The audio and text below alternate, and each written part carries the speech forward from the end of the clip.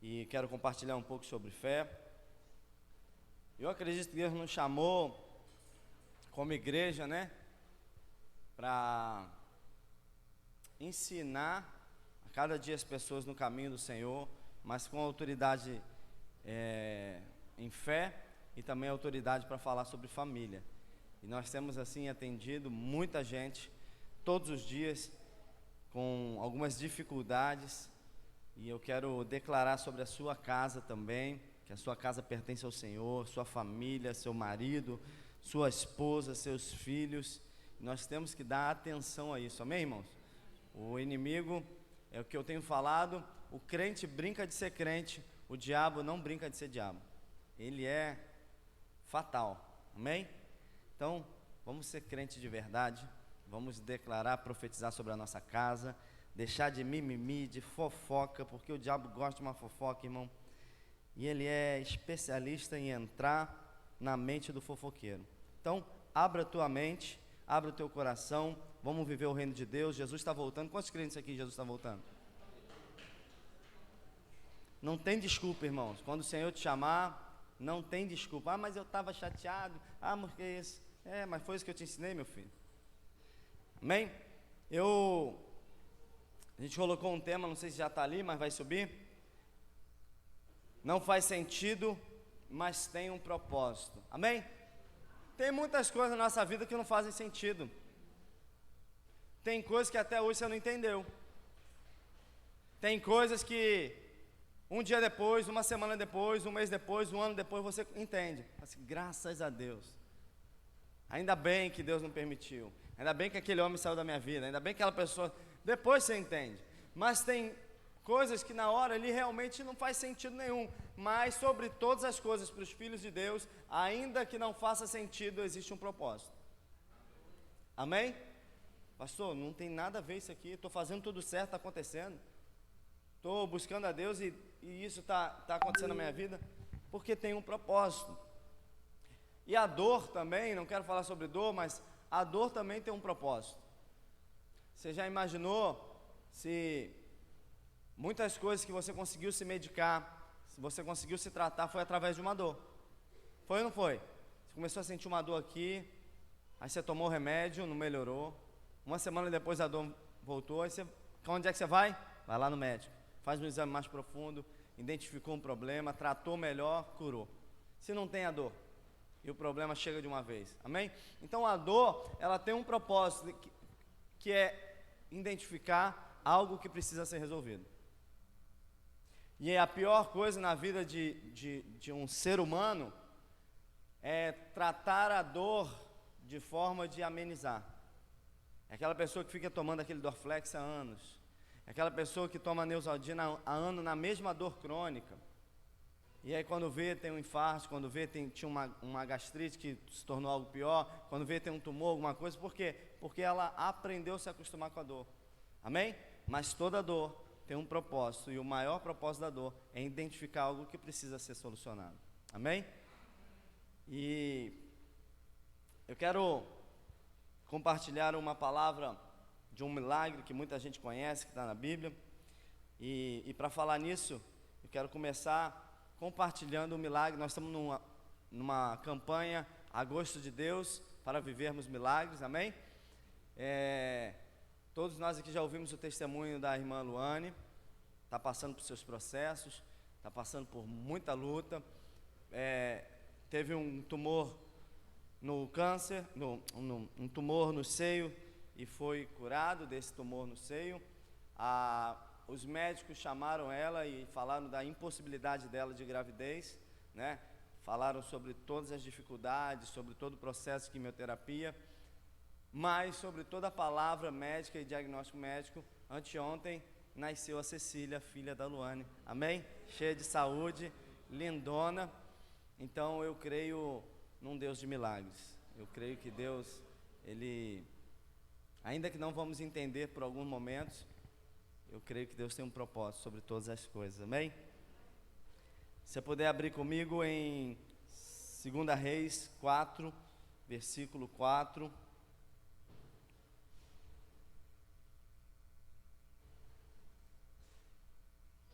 Eu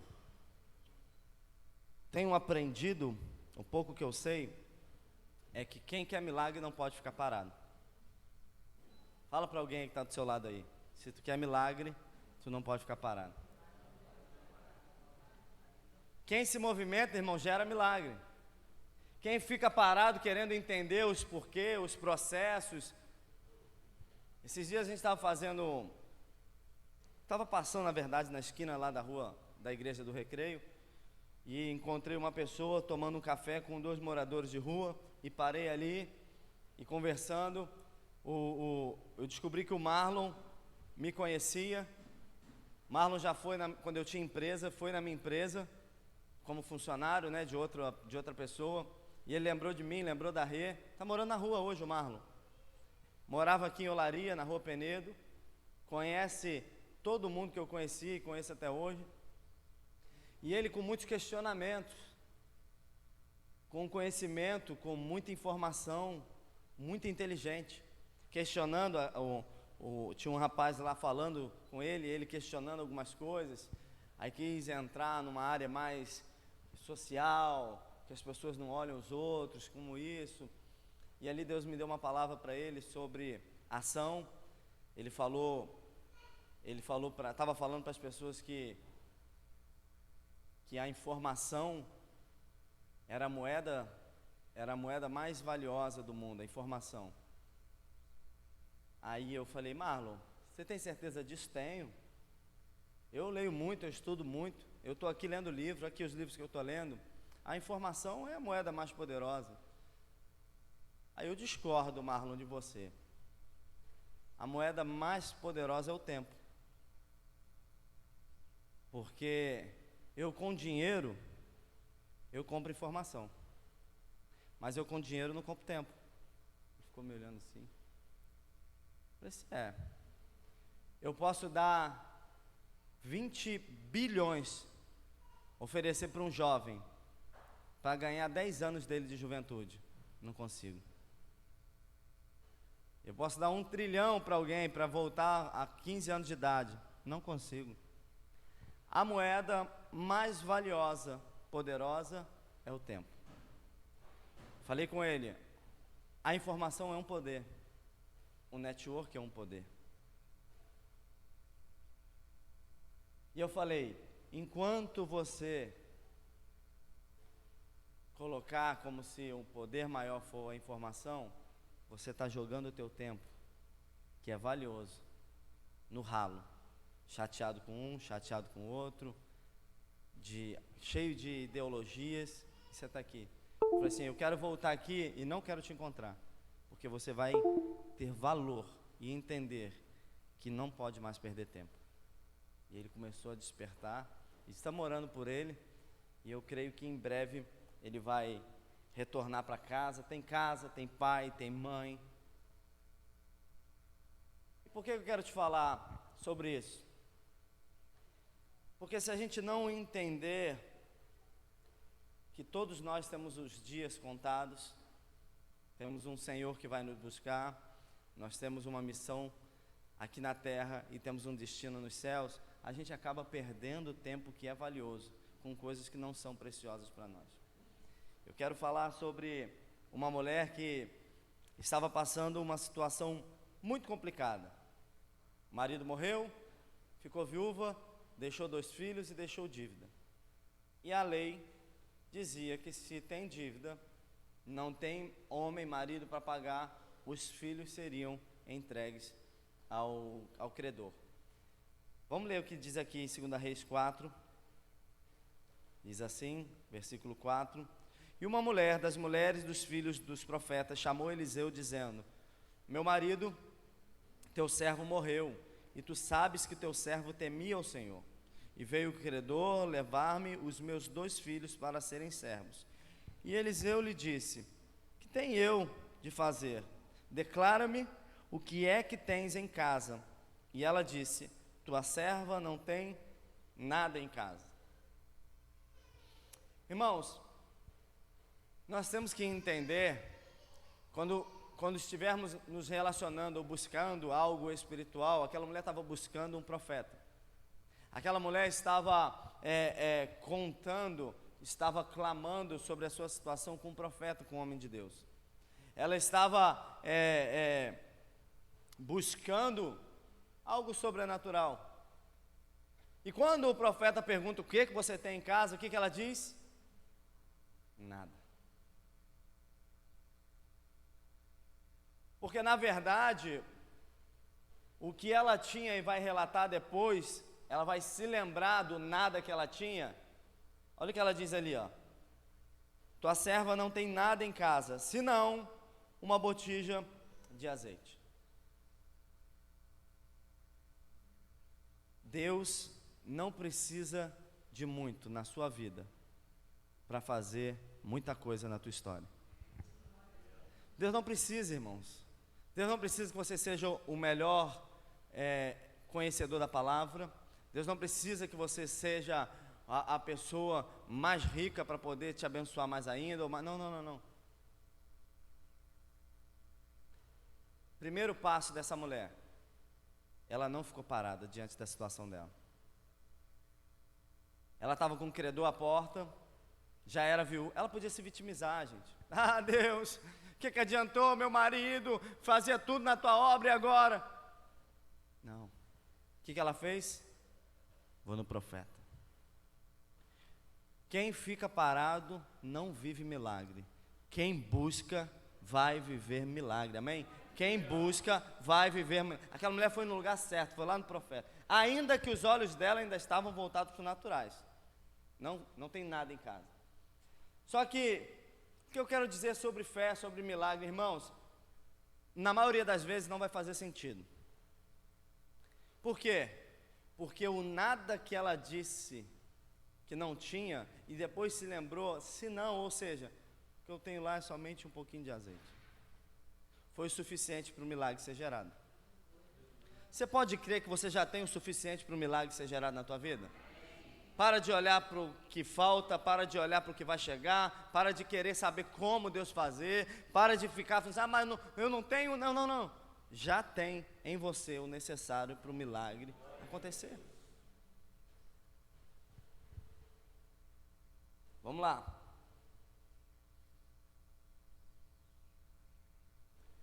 Então disse ele: vai, pede para ti vasos emprestados a todos os teus vizinhos, vasos vazios e não poucos. Espera aí, agora não está fazendo sentido mesmo. Se o que ela diz que tem é somente um pouquinho de azeite, uma botija de azeite, ela ainda vai sair para os vizinhos buscar mais vasos vazios? Faz sentido isso? Não faz sentido. Quer me envergonhar? Se eu só tenho um pouco de azeite, que não dá para nada, eu ainda vou ficar igual uma doida, batendo de porta em porta, pedindo como se eu tivesse muito azeite? Deixa eu te falar algo. Deus vê na tua vida o que você ainda não viu. Tem azeite aí na tua vida, irmãos. Tem unção aí. Tem unção aí que você ainda não viu. O profeta estava vendo o que ela não via. Eu profetizo sobre a tua vida e eu vejo aqui unção derramada na tua vida que você ainda não viu. Vai buscar. E a palavra diz: não poucos. Pede para ti vasos emprestados a todos os seus vizinhos, vasos vazios, não poucos. Então, entra, fecha a porta sobre ti e sobre os teus filhos. Isso aqui é importante demais. Tem milagres que Deus quer gerar na tua vida na intimidade. Ei, tem milagres que Deus quer gerar na tua vida na intimidade, no secreto. Porque quando Deus faz algo no secreto, presta atenção, quando Deus faz algo no secreto, já, uma nação conhece. Passam milhares e milhares de anos, estão falando de algo que começou no secreto. Nós temos que dar valor aos secretos de Deus. Nós temos que dar valor a seguir a palavra de Deus também no secreto. Você já imaginou se fosse nos dias de hoje? Aqui, ó, vou fazer uma live. Vou botar o azeite aqui, o profeta mandou. Fecha a porta da tua casa. E faz a ordenança. E faz aquilo que eu falei. Vamos seguir. Então entra, fecha a porta sobre ti e sobre teus filhos, e deita o azeite em todos aqueles vasos, e põe à parte o que estiver cheio.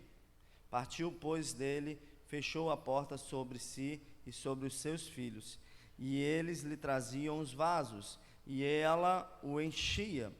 Ou seja, ela obedeceu. Obedeceu o quê? O que não fazia sentido.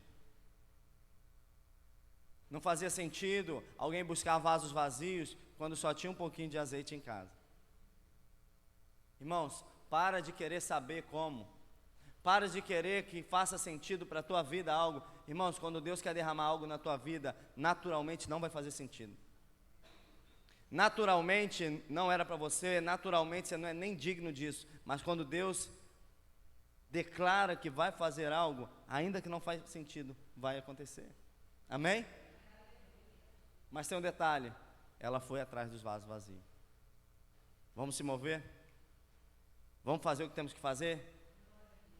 Não vou fazer não, que vergonha, não tem nada a ver comigo, isso não faz sentido. Para que Deus... Irmãos, eu não sei por que Deus fez tantas coisas na minha vida se não fazia sentido. Mas eu sei que quando Ele manda e quando tem alguém que obedece, um milagre acontece.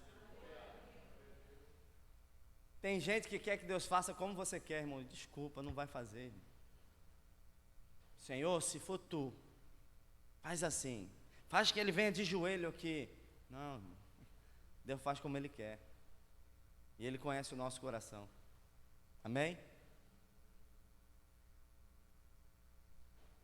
E sucedeu que, cheios que foram os vasos, disse o seu filho: traz-me ainda um vaso. Porém ele lhe disse: não há mais vasos nenhum. Então o azeite parou. Acabaram os vasos, acabou o quê? Então eu quero te dizer que a unção que você tanto quer, quando você canta aqui, enche-me, Senhor, como é que é? Enche-me até transbordar, derrama a tua glória. A unção que você pede depende da sua capacidade de receber. Isso é poderoso. A unção que você clama depende da tua capacidade de receber. Se tivesse mais vaso, ia ter o quê? Mais azeite. Se ela não tivesse buscado vaso, não teria mais azeite. Qual é a tua capacidade hoje para receber o que tu pede? Senhor, me dá isso. Amanhã tu já esqueceu o que você pediu. Senhor, faz isso na minha vida. Daqui a uma semana você está pedindo outra coisa incoerente àquilo que você pediu antes. A tua capacidade de receber é mais importante do que o teu clamor para pedir. Senhor, me dá recurso. Para quê? Apresenta um projeto, que esse projeto vai ser como um vaso para acolher aquilo que Deus quer derramar. Se tu não tem capacidade para receber, você vai cansar de esperar. Agora, se você aprender hoje a se qualificar para receber o que Deus tem para derramar na tua vida, se prepara para viver milagre. Se prepara para a tua família viver bem até o fim do tempo. E quando acabaram os vasos, o azeite parou de jorrar. Então, algumas coisas importantes da gente observar. Primeiro, não fazia sentido nenhum ela correr atrás de vasos se o que ela tinha era pouco azeite. Mas Deus sabe que tu tem, o pouco que você tem, o pouco que eu tenho, mas Ele vê aquilo que a gente não enxerga. E eu quero, nessa quarta do poder, declarar com a autoridade do Todo-Poderoso, que é o que está aqui nessa noite, que aquilo que você não pensava que tinha, pelo teu entendimento hoje, de melhorar a tua capacidade de receber, Deus vai derramar mais na tua vida. Deus vai derramar unção na tua vida. Deus vai derramar milagre na tua vida. Deus vai derramar provisão na tua vida. Melhora a tua capacidade de receber. E quando eu falo melhorar a tua capacidade de receber, é limpar o vaso também. Amém? Não se mistura o que Deus tem com aquilo que você precisa colocar para fora. Amém? Não se mistura. A tua capacidade de receber é muito mais importante do que a tua necessidade de clamar. Então o azeite parou. Então veio ele e o fez saber ao homem de Deus, e disse ele: vai, vende o azeite, paga a tua dívida, e tu e teus filhos vivei do resto. O que Deus derramou na vida deles não foi só para quitar uma dívida, foi para se viver uma vida inteira. O que Deus quer fazer na tua vida não é só por um momento, é para mudar a história da tua casa. O teu clamor não pode ser por uma situação que você precisa resolver hoje, tem que ser uma vida resolvida com o teu clamor. Tem que ser uma descendência mudada através do teu clamor. O que você tem que se preparar para receber é algo que Deus quer transbordar em ti, na sua descendência. Vai, vende, e o que sobrar, vive a tua vida. Isso aqui é poderoso. Tudo isso foi gerado com o quê? Com dinheiro? Não. Por quê? Porque aqueles meninos estavam esperando a mãe sair e voltar com dinheiro. Aqueles meninos estavam com o credor, esperando a mãe voltar com a solução. Com Pix, com cheque. Mas não. Mamãe, cadê o dinheiro? Cadê a mala de dinheiro? Cadê a coisa para pagar? Não. Não tem dinheiro. Não, mamãe. Mas tem uma palavra. Você tem que entender que uma palavra muda a nossa história. Uma palavra vale muito mais do que dinheiro. Se você sair daqui crendo na palavra, se você sair daqui confiando no que Deus tem para você, se você sair daqui entendendo que eu nasci para viver os planos de Deus e viverei, uma palavra muda a tua vida. Uma palavra. Ainda que não faça sentido. Ainda que não faça sentido. Eu queria deixar alguns pontos importantes. E já vou finalizar, eu quero orar com toda a igreja, por milagre e por ativação. Eu acredito que um filho de Deus, uma filha de Deus que se move no espiritual, vai viver milagre. Sem entender ainda o que está vivendo, sem entender o processo. Irmãos, não perca tempo mais querendo entender o que você está passando. Busque compreender o propósito de Deus sobre tudo aquilo que você está vivendo. Há um propósito nisso aqui. Pastor, mas o propósito eu estou fazendo tudo certo. Lembra do cego de nascença? Tinha nada a ver nem com o pai nem com ele. Mas qual era o propósito? Glorificar o Pai. Então, se você não encontrou um propósito, se alguém te fez isso, se você está passando por isso, se você está fazendo tudo certo, tem um propósito. Isso aí virá um testemunho e glorificar o teu Deus. Iniciativa motivada pela fé gera milagres. Amém? Iniciativa motivada pela fé vai gerar milagres. Você vai ver grandes milagres na vida ocorrendo por pessoas que agiram, por pessoas que foram movidas, por pessoas que se movimentaram, que buscaram, que não se conformaram com a situação. Vai ver a mulher dos 12 anos de fluxo de sangue, se moveu, entrou no meio da multidão, correu risco, tocou nas orlas de Jesus e arrancou o quê? Milagre. Crente que fica parado, não vive milagre. Catuca alguém de novo aí, movimenta essa pessoa, dá uma balançada aí. Crente que fica parado, não vive milagre. Amém? Eu conheço crente com desculpa, tem desculpa até para a vida infrutífera dele, ele tem uma desculpa. Não, é eu e Deus aqui. Fica parado, irmão, então, para você ver. A obediência à voz de Deus requer fé e iniciativa para fazer o que muitas vezes parece não fazer sentido. Irmão, tantas coisas que a gente viveu não parecia fazer sentido. Quantos passos que a gente deu de fé, que me chamaram de maluco, que chamaram não tem nada a ver. Quantas coisas você fez porque Deus mandou você fazer e ninguém estava entendendo nada. Às vezes até o da própria casa. Quantas vezes, irmão, você diz que vem para a igreja e você tem um ataque em casa? Não sei por que você vai para a igreja. Não sei por que você vai tanto à igreja, irmãos. Eles não sabem, mas você sabe que vindo na casa do Pai é uma ação que movimenta para gerar tudo aquilo que Deus tem para você. Tem gente que não vai entender, irmãos.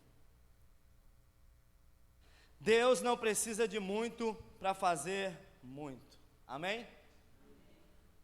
O que aquela mulher falava que era, nem lembrava o que tinha. Depois ela, não, tem um pouquinho de azeite lá, uma botija de azeite. Ela não imaginava que aquilo que para ela era pouco, era o necessário, o suficiente para gerar o milagre. E eu vejo aqui tanta gente que já foi até chamado de pequeno, de insuficiente, de incapaz, de crentezinho. Para muitos é pouco, mas Deus manda te dizer que através de você, através da sua vida, grandes coisas Ele fará. Ele vai começar daquilo que pessoas pensam que é pouco, mas vai fazer grandes coisas, né? Quantos crentes aqui recebem isso aqui?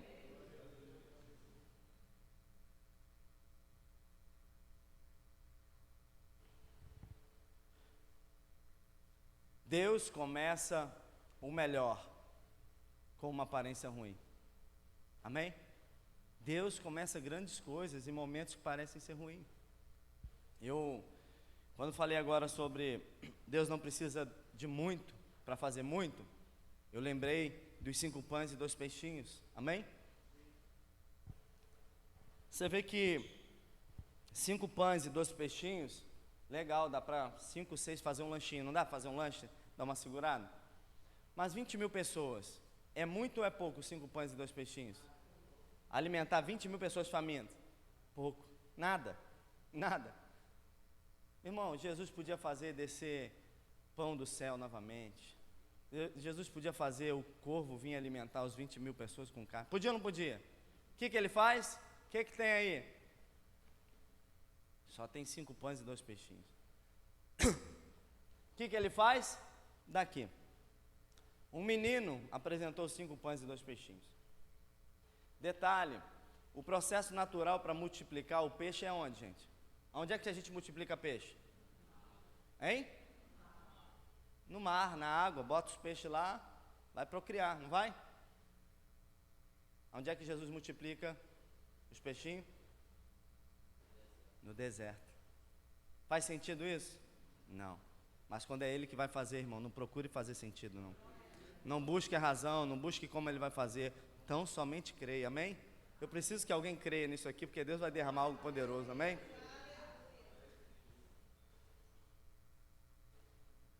Aí falando de peixe, a palavra diz que os discípulos, Pedro, passou a noite toda no mar.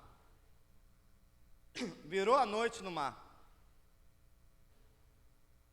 E não pegaram, hein? Nada. Aí em outro momento, vão questionar Jesus sobre impostos. O que Jesus fala com Pedro? Pedro, pega o anzol, joga lá e pega o quê? E o que tem na boca do peixe? O que Pedro não conseguia humanamente fazer uma noite toda, Jesus em 1 minuto permitiu Pedro fazer. Por que eu te falo isso? Porque quando temos uma palavra e confiamos na palavra, aquilo que antes não deu certo, com a palavra dele vai dar certo. O que eu quero te liberar, vindo de Jesus nessa noite, é uma palavra sobre a tua vida, para que você não fique parado e se mova naquilo que Ele já te deu, naquilo que Ele já te entregou, naquilo que você já tem, para viver uma vida de milagres. Aí uma dúvida, como é que alguém pega um peixe e como é que um peixe fisga um anzol se tem uma moeda na boca? Hein? Estranho, né? Porque quando Deus dá uma palavra para a gente, não importa se é o peixe que vai fisgar ou se o anzol que vai fisgar o peixe, vai ter que acontecer aquilo que Ele falou. Irmão, você tem que entender e crer que aquilo que Deus falou sobre a tua vida, aquilo que você crê, vai acontecer. Não importa se fulano falou, não importa se estão de mal contigo, não importa se a vida toda falaram mal de você, não importa, se Deus falou e eu creio, vai acontecer. Amém, irmão?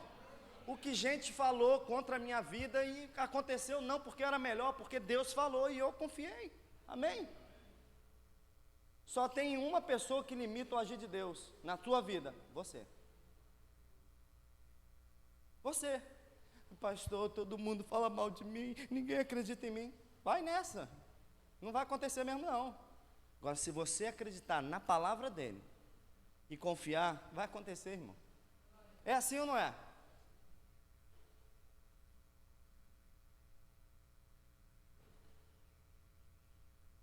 Fala para alguém do teu lado aí, Deus usa o que você tem. Ative o que você tem para gerar o que não existe. Eu quero encerrar aqui.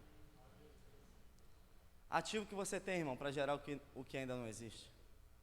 O que você tem é pouco? É pouco recurso? É pouca fé às vezes? É pouca vontade que você tem? Irmão, você tem que começar a ativar isso de uma forma sobrenatural para gerar aquilo que ainda não existe na tua vida. Fica de pé, eu quero orar. Eu queria